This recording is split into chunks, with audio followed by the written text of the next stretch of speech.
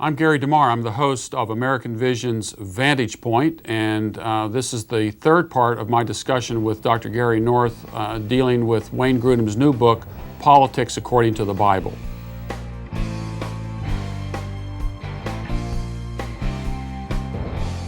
Vantage Point is brought to you by American Vision. For more information on today's show, check out God and Government, the 3-volume series by Gary DeMar. You will find it at AmericanVision.com. Welcome to today's edition of American Vision's Vantage Point. I'm Gary DeMar, and on my left is Dr. Gary North, and we are continuing our discussion of Wayne Grudem's book, Politics According to the Bible, published by Zondervan. And we've covered really a great deal of material in previous editions. I don't want to review all that. I want to spend our time with some additional points that Dr. North has been making. So Gary, I want to go back to the Romans 13 because it does make the distinction of praising the good and promoting the good. He seems to make the point, he sees it as a positive affirmation and action to promote the good. You're saying that that's really not what the civil magistrate is designated to do by Paul in Romans 13. That's right. It costs the taxpayer nothing for a politician to praise good men. It costs some taxpayers something in order to fund the state to do good for some men. It imposes negative sanctions on one group of taxpayers in order to give positive sanctions to another group of taxpayers. This is what you do not find in the Mosaic Law. And Grudem does not believe this. He believes that for the, quote, general good, unquote, which is out of the U.S. Constitution, and the general welfare, it is legitimate for one group of taxpayers to use the threat of violence to extract wealth from another group of taxpayers to fund whatever this first group of taxpayers wants. Now, in other sections where he talks about what he calls the Democratic Party and the Democratic Party's ability to fund its own constituents, he's quite open in saying, well, this is wrong. And then he goes back and he says, you can only do this for the general good. Well, the Democratic Party is coming under the banner of the general good. Everybody says this is good for everybody. This is good for everybody. And you can make that case if you get enough people to support you to say it's never really general welfare. It really is particular welfare, because in order to make it work, you have to take money from a large segment of society in order to pay for a very general part of society. Your specific society you have got who becomes the beneficiary of the system is always going to be smaller than those who are in terms of their ability to extract wealth. It's going to be a small group compared to the overall society. So the game then is, well, I want to get my group funded. No, I want to get my group funded. And pretty soon it's like having a bunch of people. It's like having 535 guys with a credit card, and they can spend it on anything they want, and at the end of the year, you divide it up equally. Well, tell me what that's going to do in terms of who's going to spend. I mean, the congressmen are going to be out there, I'll buy that, because they know they're going to have to pay their 1/535th of whatever the total is. So the game is get as much on your credit card for your constituents as you can get. And that's how the system is gained, and that is why it gets bigger and bigger and bigger. And they essentially trade votes. They say, look, I'll vote for your program, that's right. You vote for my program. Right. That's right. Now then the question is, how are you going to pay for it? And that raises the issue of money. That is, are you going to pay for it by inflating? And he has some examples, good examples of hyperinflation in the modern world. Now your most recent one is Zimbabwe. Now that's all over. That ended. It didn't last long, completely destroyed the currency. Zimbabwe now runs on the dollar because the dollar is a reliable currency compared to anything Zimbabwe had. He begins his section on the money supply with a statement for which there is no footnote, there is no Bible verse, there is his statement. Government should establish and maintain an effective money supply for a nation. You're not down the slippery slope with that. You are into the valley of the shadow of death. Because the moment you turn over to government the control over the money supply, that means the government can always spend its way out of a deficit. It doesn't have to raise the taxes. It can just spend the money. And that's what Zimbabwe did, and that's what the hyperinflations have always led to. When government has a monopoly over the control of money, and especially, although he doesn't mention, when it has legal tender, that is, you have to take that money in payment for debts or go to jail or be sued, you have to take that physical bill and the paying off of the debt. You have transferred to government an enormous power. And once you have done that, now we're back to, well, my system won't have as much inflation as your system. Oh yeah? Prove it. It's back to says you. Here's what he does. This is almost extraordinary what he does. This is on page 273. To put it another way, and he underlines this, value of a currency is the standard by which business transactions are evaluated. Something like weights and measures that a merchant would use in a transaction.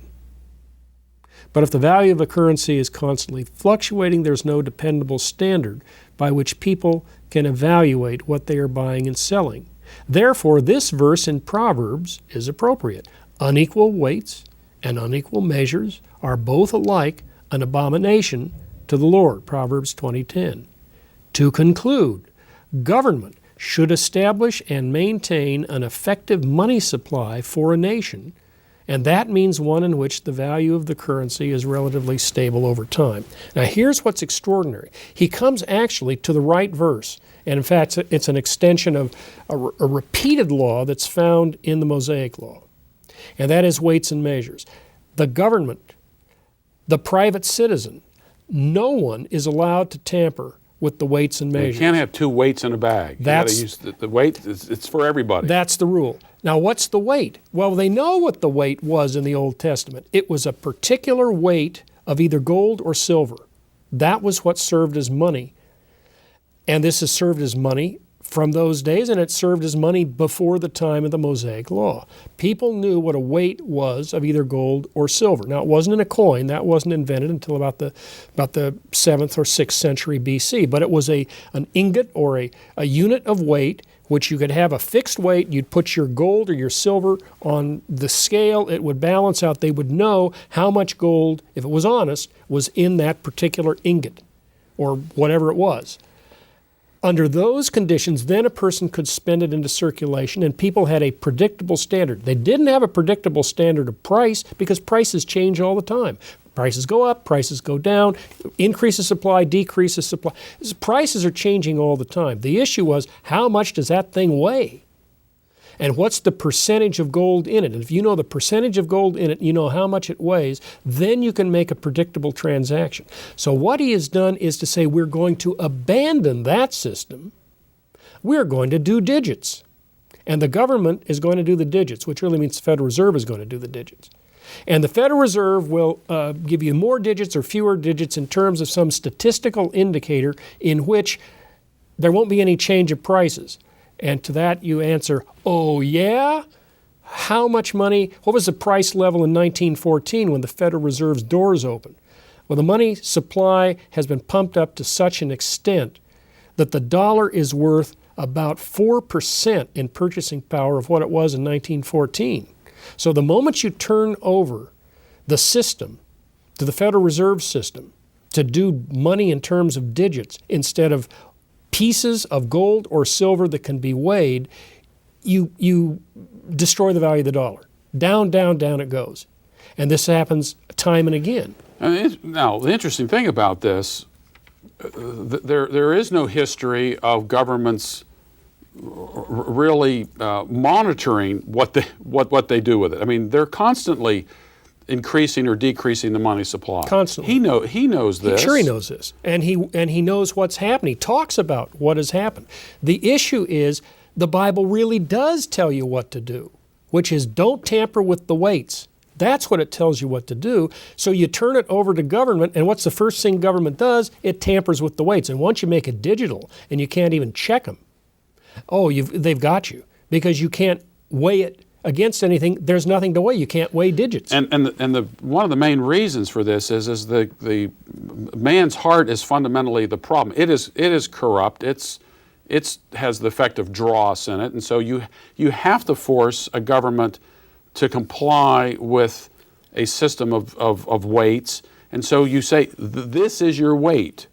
If you let corrupt man to determine what a weight is going to be, you're going to get the corruption of the heart to do so. Sure, and that's why Isaiah said in Isaiah 121, thy silver has become dross, thy wine mixed with water. They debased the currency, then they put water in the wine to debase the wine, so the price didn't change. Oh yeah, our wine's just as good as it always was. You get the same amount of wine. Yeah, but they put water into it. And they do the same thing with meat and the rest of it. So he was right there. He got to the point where the Bible really did say, which is honest weights and measures, and he switches it away from something you can weigh, turns the digits over to the government, and away the government goes. Now the next one, welfare. This is on economic equality. Should you have forcible transfer of wealth? He says on page 281, before answering the question directly, I need to make it clear that I think there is some need for government-supported welfare programs, now in italics, to help cases of urgent need. For example, to provide a safety net to keep people from going hungry or without clothing and shelter. Okay?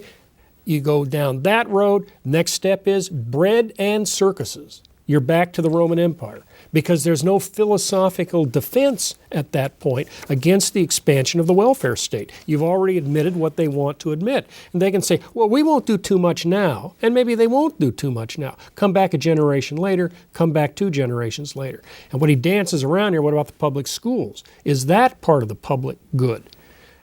Now, Social Security. Let's save the final segment for Social Security. So that's the one we can go to. That's the one we go to. Again, thank you for tuning in to Vantage Point, American Vision's Vantage Point with Dr. Gary North, and we will see you next time. We'll deal with the final segment with Wayne Grudem's book, Politics According to the Bible, and we're going to deal with the topic of Social Security. For more information on today's show, check out God and Government. In this 3-book series, Gary DeMar introduces you to America's true history, discussing the influence of Christianity upon the founding and development of America. He presents a practical approach to developing a biblical perspective of the elements of society, challenging us to re-implement the values and priorities that made America great. Its factual documentation makes it ideal for Christians seeking to discover the truth of America's heritage. You will find this great work at AmericanVision.com.